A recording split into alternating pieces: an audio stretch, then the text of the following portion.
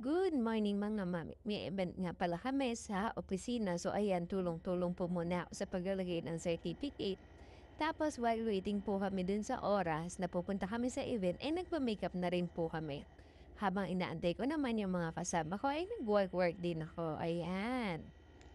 At uminom ng SB. So pagdating namin sa event, sabi namin kay Tay, hindi naman umiikot. Yung para umiikot naman, ayan, napakagaling talaga neto ni Titi, ang lawak ng ka-imagination niya kung ano-ano nagagawa niya. At approve, ang ganda. Ayan, congrats Titi. Eto naman yung stage kung saan aakyat yung mga a-awardan mamaya. So ayan.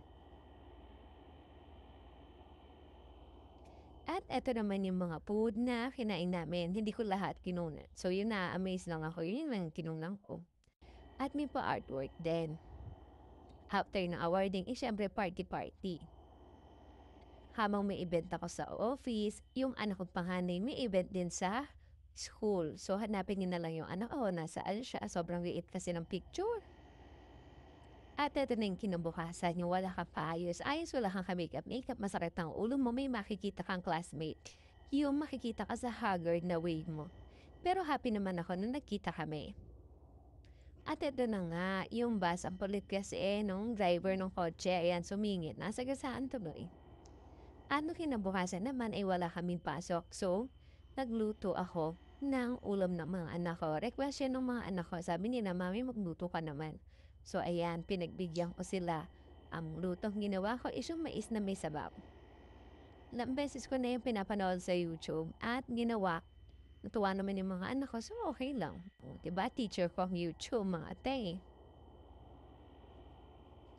Si Shwati nga pala, tinulungan niya si Kuya dyan sa pag-art-art. Ni kasi ganun kagaling si Kuya sa arte. At nag-aral na rin siya. Yung baby nga pala namin, marunong na siya magsabi ng tata.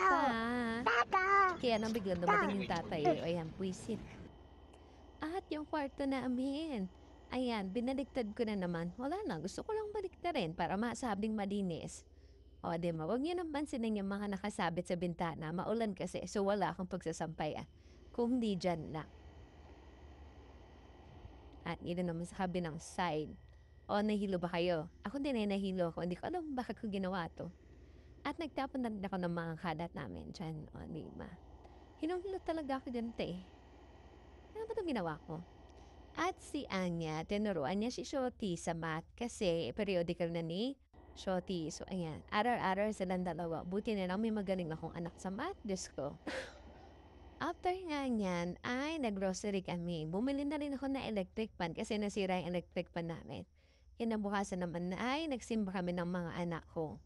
At pag-uwi, nanood din Jessica Soho. Maraming salamat po.